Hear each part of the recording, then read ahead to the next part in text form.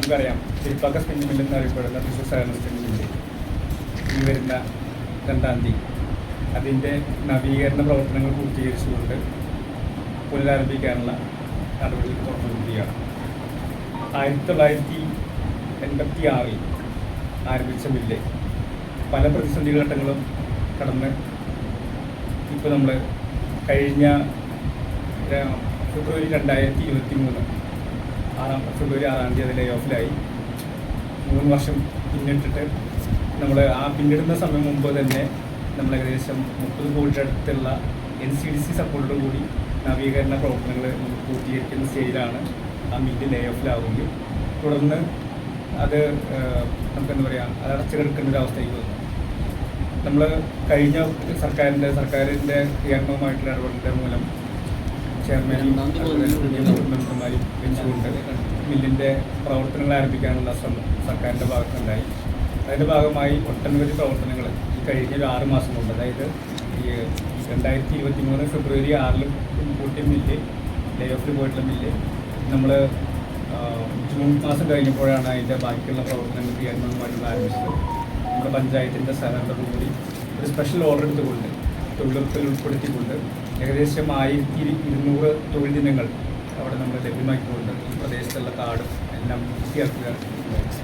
ഈ കമ്മിറ്റി, ഈ management committee charge എടുക്കുന്ന സമയത്ത് നമുക്കറിയാം ഈ മില്ലിലേക്ക് കടക്കാൻ പറ്റാത്ത അവസ്ഥയിലായിരുന്നു. മില്ലിൻ്റെ ഫ്രണ്ട് ഭാഗം തന്നെ പൂട്ടിക്കിടന്ന്, കാരണം ഇപ്പോൾ മില്ലിൽ 60 റവന്യൂ റിക്കവറികളാണ് നടന്നുകൊണ്ടിരിക്കുന്നത്.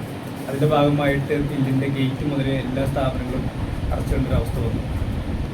പക്ഷേ നമ്മൾ ഹയർ ലെവലിലും അതുപോലെ തന്നെ മന്ത്രിതലത്തിലുള്ള ഇടപെടലുകളും അഡീഷണൽ ചീഫ് സെക്രട്ടറി നേരിട്ട് തന്നുള്ള ഇടപെടലുകളും ജില്ലാ ഭരണകൂടത്തിൻ്റെയും എല്ലാ സ്ഥലത്തോടും കൂടിയാണ് നമ്മൾ ഈ മില്ല് ഓപ്പൺ ചെയ്യുന്നത്. നേരത്തെ പറഞ്ഞ പോലെ സൂചിപ്പിച്ച പോലെ തന്നെ തൊഴിലുറപ്പ് പദ്ധതികളിൽ സ്ഥലം വൃത്തിയാക്കി.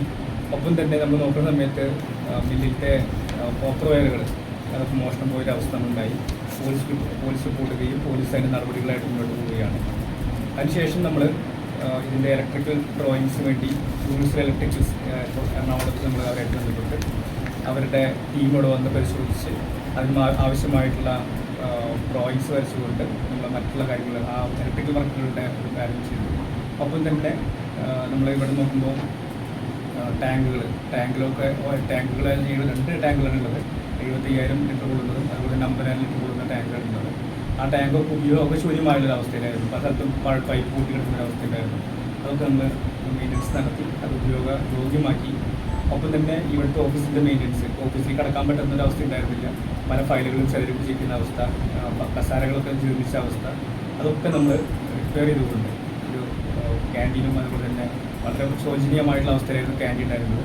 അതെല്ലാം ശുചിമുറികളും എല്ലാം തന്നെ ശരിക്കും പറഞ്ഞു കഴിഞ്ഞാൽ ഒരു കാരണവശാലും തുറക്കാൻ പറ്റില്ലാത്തൊരു സാഹചര്യത്തിലാണ് നമ്മൾ ഇതിൻ്റെ പ്രവർത്തനങ്ങളിലായിട്ട് നമ്മൾ ചുക്കാൻ പിടിച്ചത്.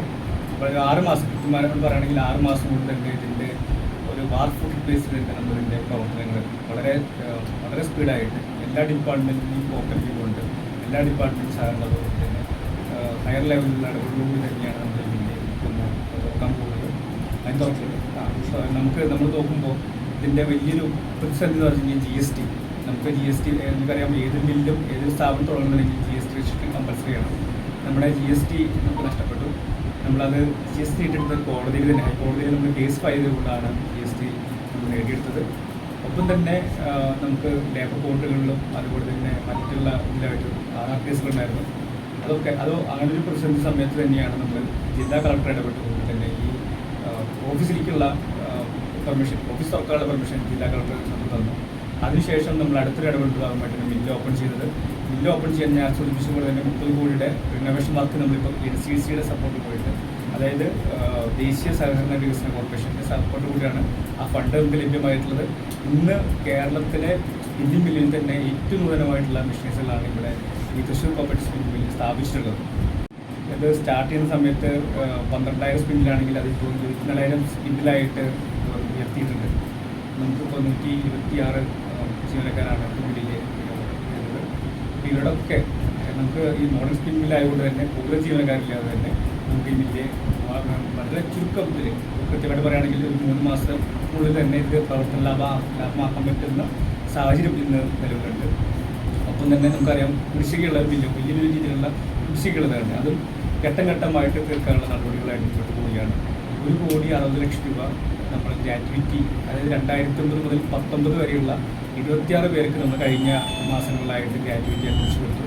ബാക്കിയുള്ള പെൻഡിങ്ങുകൾ കൂടി നമ്മൾ തീർക്കാനുള്ള നടപടിയിലേക്ക് പോകും. ഒപ്പം തന്നെ അവരുടെ PF-ൻ്റെ ഇഷ്യൂസ് ഉണ്ട്, ESI ഉണ്ട്. ഇതൊക്കെ നമ്മൾ സമീപനിതമായിട്ട് തീർക്കാനുള്ള നടപടികളായിട്ട് മാനേജ്മെൻറ്റ് മുന്നോട്ട് പോവുകയാണ്. ഇതാണ് ജനറലായിട്ട് സൂചിപ്പിക്കുന്നത്. നമുക്കറിയാം, നമ്മുടെ ഇതിൻ്റെ നേതൃത്വം നൽകുന്ന വ്യവസായ വകുപ്പിൻ്റെ നേതൃത്വം നൽകുന്ന വ്യവസായ മന്ത്രി തന്നെയാണ് ശ്രീ P. രാജീവ് അവர்களാണ് ഈ പരിപാടിക്ക് ഉദ്ഘാടനം ചെയ്യാൻ പറ്റുന്നത്. നമ്മുടെ MP വരുന്നുണ്ട്, രാധാകൃഷ്ണൻ സാർ വരുന്നുണ്ട്. അതുപോലെ തന്നെ നമ്മുടെ CHP അദ്ദേഹത്തിൻ്റെ രീതിയിലുള്ള സപ്പോർട്ട് നമുക്ക് ഈ പുറത്ത് നിന്നിട്ടുണ്ടായിരുന്നു. അദ്ദേഹം നിയമസഭയിലെ സബ്മിഷൻ 2-3 പ്രാവശ്യം ഉന്നയിക്കുകയും അതിനനുസരിച്ചുള്ള നടപടികൾ ഗവൺമെൻറ് ഭാഗത്ത് സ്വീകരിച്ചു. അതുപോലെ ബഹുമാനപ്പെട്ട MLA AC മജീദ്, ജില്ലാ പഞ്ചായത്ത് പ്രസിഡന്റ്, പഞ്ചായത്ത് പ്രസിഡന്റ്, അതുപോലെ തന്നെ additional chief secretary, special officer on duty ആൻറ്റി ജൂൽ IAS, അതുപോലെ തന്നെ BPT പൊതുമേഖലയുടെ ചെയർമാൻ ശ്രീ അജിത് കുമാർ, അങ്ങനെ എക്സ്പെർട്ട് MP, KCC MP തുടങ്ങിയ മറ്റുള്ള തരത്തിലുള്ള എല്ലാ ഉദ്യോഗസ്ഥന്മാരും ഈ 2-ാം തീയതി നടക്കുന്ന പ്രോഗ്രാമിൽ പങ്കെടുക്കുന്നുണ്ട്. അന്ന് നിങ്ങൾ ഉദ്ദേശിക്കുന്നത് ഇത് പൊതുജനങ്ങൾക്ക് ഈ മില്ലിൻ്റെ പ്രവർത്തനങ്ങൾ നേരിട്ട് കാണാനുള്ള സൗകര്യം. ഞാൻ നേരത്തെ സൂചിപ്പിച്ചപ്പോൾ തന്നെ കേരളത്തിൽ തന്നെ ഏറ്റവും കൂടുതൽ മില്ല് നിലയ്ക്ക് പൊതുജനങ്ങൾക്ക് നമ്മളൊരു പ്രവേശനം കൂടി നമ്മൾ ആരംഭിക്കുകയാണ്.